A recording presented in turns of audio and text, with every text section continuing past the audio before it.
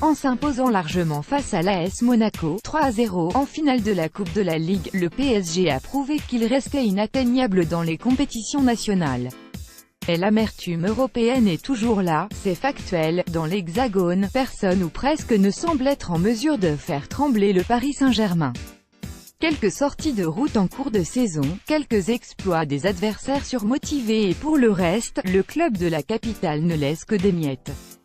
Samedi soir, face à son dauphin en championnat, on pouvait s'attendre à voir un PSG bousculé dans ses retranchements.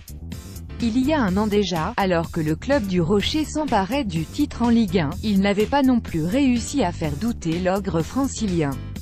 Résultat, 4-1 en 2017 en finale de la Coupe de la Ligue, et 3-0 cette saison dans le même match. Au coup de sifflet final, les visages ne semblaient pourtant pas stupéfaits, sur la pelouse bordelaise du Matmut Atlantique. Aucune tristesse côté monégasque, visiblement préparé à l'échec, et aucun sursaut de joie côté parisien. Il aura fallu attendre la remise du trophée pour voir les hommes de la capitale laisser exploser leur joie de communier ensemble. Pour la photo, pour les souvenirs, et parce que ça faisait franchement du bien de savourer autre chose qu'un désarroi commun. Car n'est-ce pas finalement ce qui était dans tous les esprits, en marge de ce nouveau titre?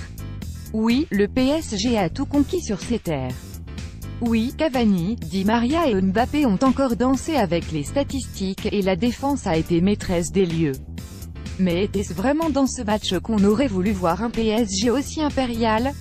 La victoire efface-t-elle le traumatisme d'une élimination dans l'antre du Parc des Princes devant une capitale qui s'était surprise à croire à l'exploit? Bien sûr que non. Quand ce PSG brille, les critiques fusent et les éclats de joie sont furtifs. Comme s'il semblait inopportun de se réjouir d'un énième titre national, là où le PSG n'a plus rien à prouver. Car c'est un fait, le PSG est tombé de trop haut pour pouvoir se relever si vite et sans blessure.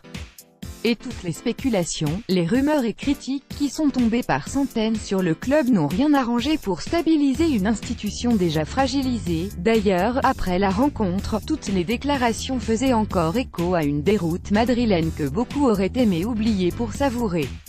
Oui, les égos ont été touchés et la revanche est loin d'être prise, car cette Coupe de la Ligue n'a pas de grandes oreilles. Mais le PSG a raison de savourer ce qu'aucun autre club n'a su faire dans l'histoire du football français. A raison de savourer chaque titre comme un pas de plus vers sa domination nationale, avant de repenser à la conquête continentale. Petit à petit, l'oiseau fera son nid et le PSG se devait de ne pas baisser les bras devant un titre qui ramène le club à son statut. Alors que le championnat de France est d'or et déjà plié, le PSG compte 17 points d'avance, et les regards sont désormais tournés vers la Coupe de France, et cette demi-finale contre Caen. Parce que c'est aussi là qu'Unai Emery pourrait connaître ses dernières joies parisiennes, à défaut d'avoir su conquérir l'Europe. Ambre Godillon.